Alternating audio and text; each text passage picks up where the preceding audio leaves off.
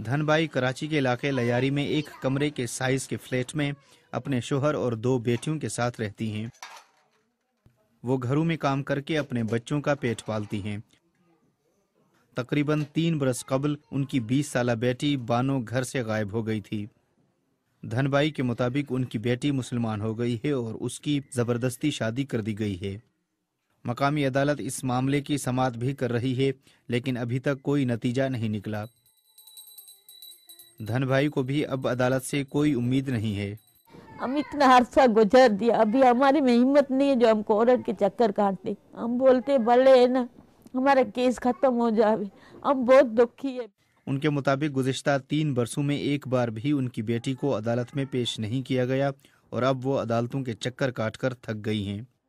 उनको अपनी 2 और बेटियों के बारे में तशवीश है कि कहीं उनको भी कोई घर से भगा कर न ले जाए, इसलिए वो उन्हें अब घर से भी नहीं निकलने देती। तो इतना हुए हो गए कि हमारा अभी केस टूट जावे, हम तो कहीं दूर चले जावे, इतना हमको हो गया है। अभी डर लगता है, खौफ लगता है इस माहौल से कि ये अब हिंदुओं का हमारा तो कोई सुनता नहीं है बेटा।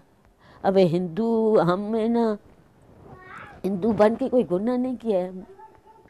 कराची हिंदू पंचायत का दावा है कि हर माह तकरीबन 15 से 20 ऐसे मामले सामने आते हैं जिनमें हिंदू लड़कियों को घरों से निकाला जाता है, उन्हें मुसलमान किया जाता है और उनकी ज़बरदस्ती शादी कर दी जाती है। उनका कहना है कि दीनी मदरसे और मजहबी जमातें एक मंसूबे के तहत ये काम कर रही हैं।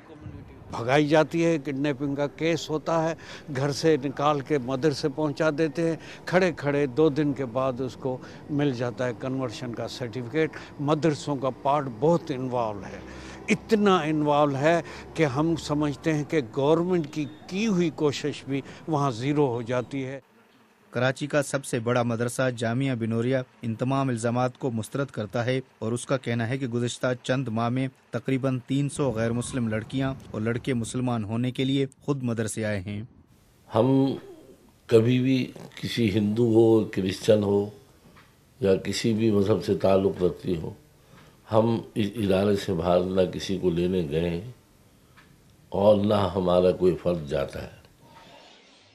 पाकिस्तान को बने हुए 63 बरस हो चुके हैं, लेकिन इस मुल्क की हिंदू कम्युनिटी अब भी अपने आप को गैर महफूज महसूस कर रही है। लड़कियों की ज़बरदस्ती शादियां और अगवा बराए तावान जैसे बड़े मसाइल का सामना कर रही है। ऐवान में उसके हक में उठने वाली आवाज़ भी गैर मौसर हो रही है। हफीज़ चाचड़, BBC इस्लामाबाद।